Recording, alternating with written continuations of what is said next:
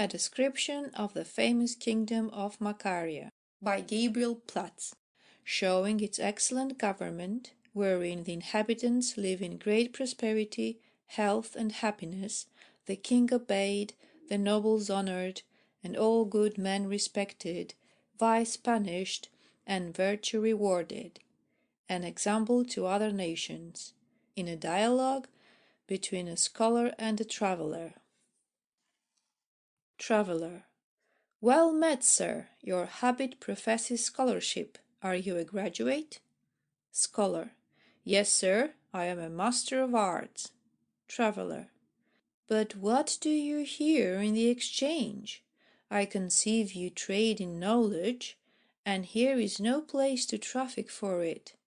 Neither in the book of rates is there any imposition upon such commodities, so that you have no great business either here or at the custom house. Come, let us go into the fields. I am a traveller, and can tell you strange news and much knowledge, and I have brought it over the sea without paying any custom, though it be worth all the merchandise in the kingdom. Scholar. We scholars love to hear news and to learn knowledge. I will wait upon you, go whither you will. Traveller. Well, we will go into more fields, and take a turn or two, there we shall be out of this noise and throng of people. Scholar. Agreed. But as we go, what good news do you hear of the Parliament? Traveller. I hear that they are generally bent to make a good reformation, but that they have some stops and hindrances, so that they cannot make such quick dispatch as they would. And if any experience which I have learned in my long travels may stand them instead, I would willingly impart it for the public good. Scholar. I like that well. I pray you declare some good experience, and I may say that I have gained something by the company of travellers. Traveller. In a kingdom called Macaria, the king and the governors do live in great honour and riches, and the people do live in great plenty, prosperity, health, peace, and happiness, and have not half so much trouble as they have in these European countries. Scholar. That seemeth to me impossible. You travellers must take heed of two things, principally in your relations. First, that you say nothing that is generally deemed impossible. Secondly, that your relation hath no contradiction in it, or else all men will think that you make use of the traveller's privilege, to wit, to lie by authority. Traveller. If I could change all the minds in England as easily as I suppose I shall change yours, this kingdom would be presently like to it. When you hear the manner of their government, you will deem it to be very possible, and withal very easy. Scholar. I pray you, sir, declare the manner of their government, for I think long till I hear it. Traveller. As for brevity in discourse, I shall answer your desire.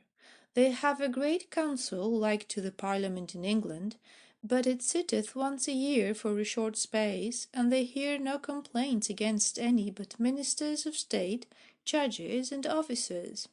Those they trounce soundly, if there be cause. Besides, they have 5 under councils, to wit, a council of husbandry, a council of fishing, a council of trade by land, a council of trade by sea, a council for new plantations. These sit once a year for a very short space, and have power to hear and determine, and to punish malefactors severely, and to reward benefactors honourably, and to make new laws, not repugnant to the laws of the Great Council, for the whole kingdom, like as court leets and corporations have within their own precincts and liberties in England. Scholar. I pray you, sir, declare some of the principal laws made by those under councils. Traveller. The council of husbandry hath ordered that the 20th part of every man's goods that dieth shall be employed about the improving of lands, and making of highways fair, and bridges over rivers, by which means the whole kingdom is become like to a fruitful garden. The highways are paved, and are as fair as the streets of a city. And as for bridges over rivers, they are so high that none are ever drowned in their travels. Also they have established a law, that if any man holdeth more land than he is able to improve to the utmost, he shall be admonished, first of the great hindrance which it doth to the commonwealth, secondly of the prejudice to himself, and if he do not amend his husbandry within a year's space, there is a penalty set upon him, which is yearly doubled, till his lands be forfeited, and he banished out of the kingdom as an enemy to the commonwealth. In the council of fishing, there are laws established whereby immense riches are yearly drawn out of the ocean. In the council of trade by land, there are established laws, so that there are not too many tradesmen, nor too few, by enjoying longer or shorter times of apprenticeships. In the council of trade by sea, there is established a law, that all traffic is lawful which may enrich the kingdom. In the council for new plantations, there is established a law, that every year a certain number shall be sent out, strongly fortified, and provided for at the public charge, till such times as they may subsist by their own endeavours, and this number is set down by the said council, wherein they take diligent notice of the surplusage of people that may be spared. Scholar. But you spoke of peace to be permanent in that kingdom. How can that be? Traveller. Very easily, for they have a law, that if any prince shall attempt any invasion, his kingdom shall be lawful prize, and the inhabitants of this happy country are so numerous, strong, and rich, that they have destroyed some without any considerable resistance, and the rest take warning. Scholar. But you spoke of health. How can that be procured by a better way than we have here in England? Traveller. Yes, very easily, for they have a house, or college, of experience, where they deliver out yearly such medicines as they find out by experience, and all such as shall be able to demonstrate any experiment for the health or wealth of men are honourably rewarded at the public charge, by which their skill in husbandry, physic, and surgery is most excellent. Scholar. But this is against physicians. Traveller. In Macaria, the parson of every parish is a good physician, and doth execute both functions, to wit, cura animarum and cura corporum, and they think it as absurd for a divine to be without the skill of physic, as it is to put new wine into old bottles, and the physicians, being true naturalists, may as well become good divines, as the divines do become good physicians. Scholar. But you spoke of great facility that these men have in their functions. How can that be? Traveller. Very easily, for the divines, by reason that the society of experimenters is liable to an action, if they shall deliver out any false receipt, are not troubled to try conclusions or experiments, but only to consider of the diversity of natures, complexions, and constitutions, which they are to know, for the cure of souls as well as of bodies. Scholar. I know divers divines in England that are physicians, and therefore I hold well with his report, and I would that all were such, for they have great estimation with the people, and can rule them at their pleasure. But how cometh the facility of becoming good divines? Traveller. They are all of approved ability in humane learning, before they take in hand that function, and then they have such rules that they need no considerable study to accomplish all knowledge fit for divines, by reason that there are no diversity of opinions amongst them. Scholar. How can that be? Traveller. Very easily, for they have a law, that if any divine shall publish a new opinion to the common people, he shall be accounted a disturber of the public peace, and shall suffer death for it. Scholar. But that is the way to keep them in error perpetually, if they be once in it. Traveller. You are deceived, for if any one hath conceived a new opinion, he is allowed every year freely to dispute it before the great council. If he overcome his adversaries, or such as are appointed to be opponents, then it is generally received for truth. If he be overcome, then it is declared to be false. Scholar. It seemeth that they are Christians by your relation of the parochial ministers, but whether are they Protestants or Papists? Traveller. Their religion consists not in taking notice of several opinions and sects, but is made up of infallible tenets, which may be proved by invincible arguments, and such as will abide the grand test of extreme dispute, by which means none have power to stir up schisms and heresies, neither are any of their opinions ridiculous to those who are of contrary minds. Scholar. But you spoke of great honour which the governors have in the kingdom of Macaria. Traveller. They must needs receive great honour of the people, by reason that there is no injustice done, or very seldom, perhaps once in an age. Scholar. But how come they by their great riches which you speak of? Traveller. It is holden a principal policy in state to allow to the ministers of state, judges, and chief officers great revenues, for that in case they do not their duty in looking to the kingdom's safety for conscience sake, yet they may do it for fear of losing their own great estates. Scholar. But how can the king of Macaria be so rich as you speak of? Traveller. He taketh a strict course that all his crown lands be improved to the utmost as forests, parks, chases, etc., by which means his revenues are so great that he seldom needeth to put impositions upon his subjects, by reason he hath seldom any wars. And if there be cause, the subjects are as ready to give as he to demand, for they hold it to be a principal policy in state to keep the king's coffers full, and so full that it is an astonishment to all invaders. Scholar. But how cometh the king's great honour which you speak of? Traveller. Who can but love and honour such a prince, which in his tender and parental care of the public good of his loving subjects, useth no pretences for realities, like to some princes in their acts of state, edicts, and proclamations? Scholar. But you travellers must take heed of contradictions in your relations. You have affirmed that the governors in Macaria have not half so much trouble as they have in these European kingdoms, and yet, by your report, they have a great council, like to our parliament in England, which sit once a year. Besides that, they have 5 under councils, which sit once a year. Then how cometh this facility in government? Traveller. The Great Council heareth no complaints but against ministers of state, judges, and chief officers. These, being sure to be trounced once a year, do never, or very seldom offend, so that their meeting is rather a festivity than a trouble, and as for the judges and chief officers, there is no hope that any man can prevail in his suit by bribery, favour, or corrupt dealing, so that they have few causes to be troubled withal. Scholar.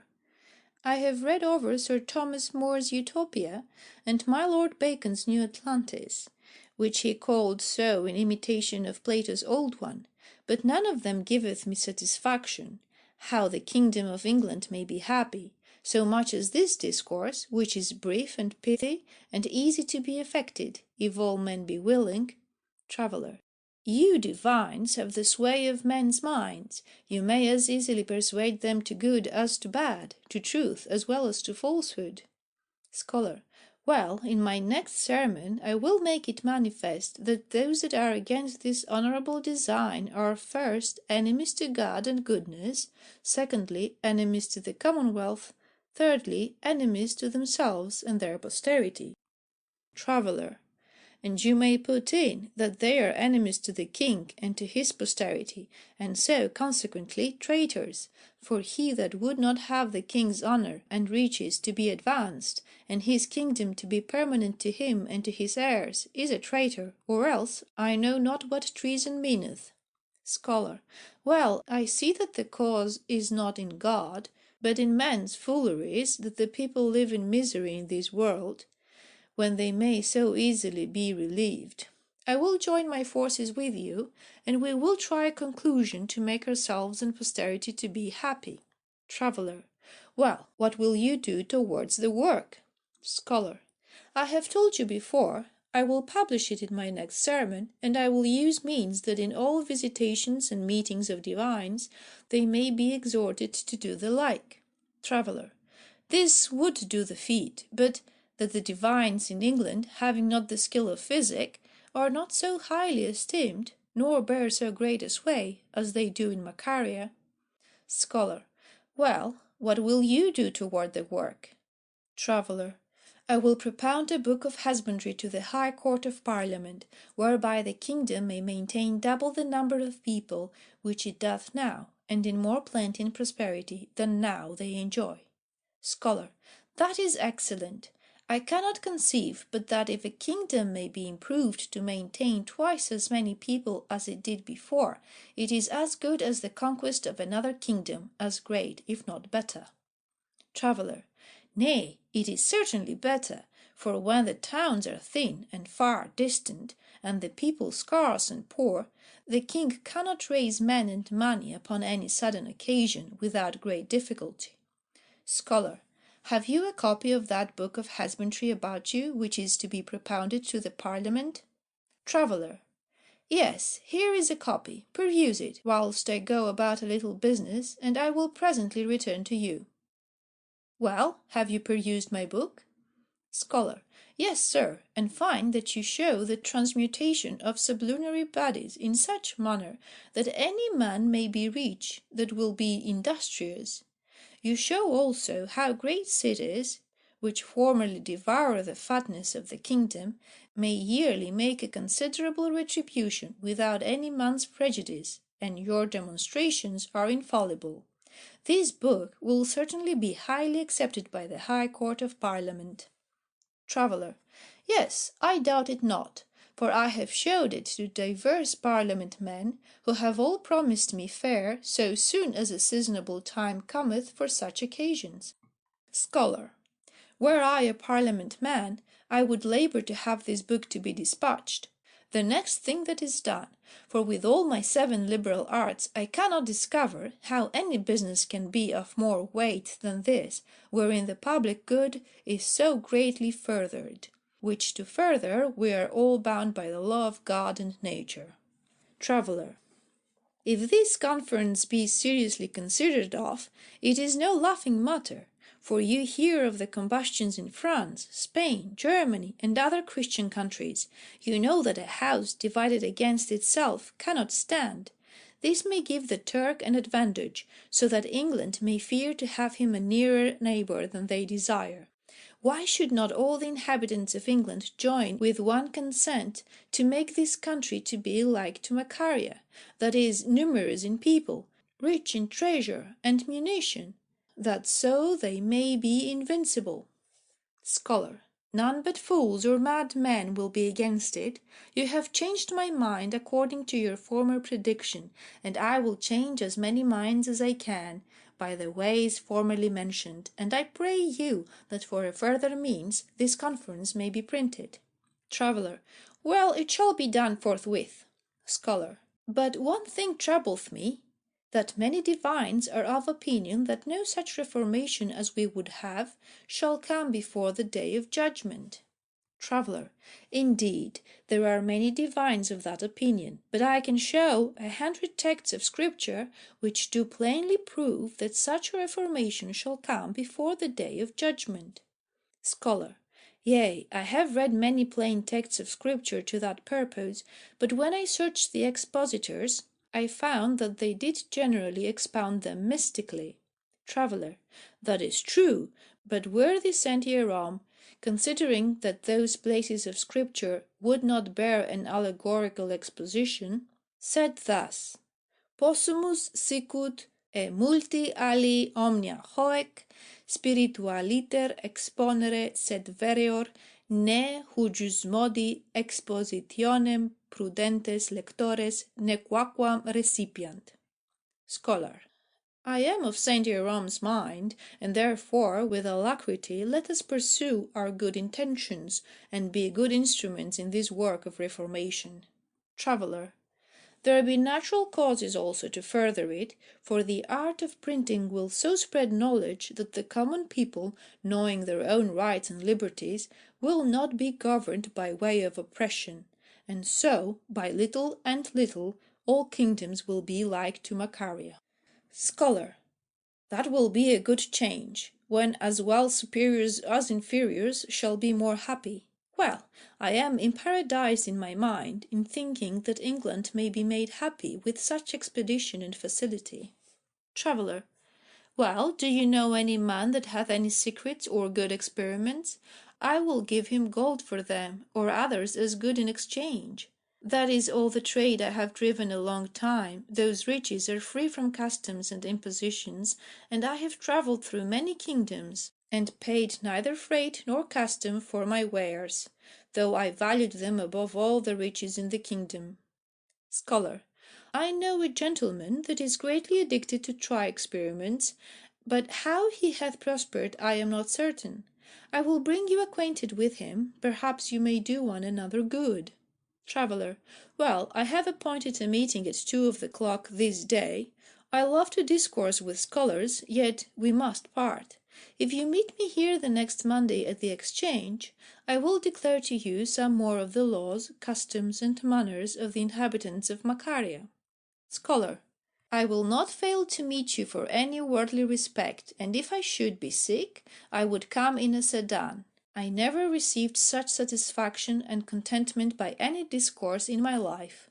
I doubt not but we shall obtain our desires to make England to be like to Macaria, for which our posterity, which are yet unborn, will fare the better. And though our neighbour countries are pleased to call the English a dull nation, yet the major part are sensible of their own good, and the good of their posterity, and those will sway the rest. So we and our posterity shall be all happy. End of a description of the famous kingdom of Macaria by Gabriel Plattes.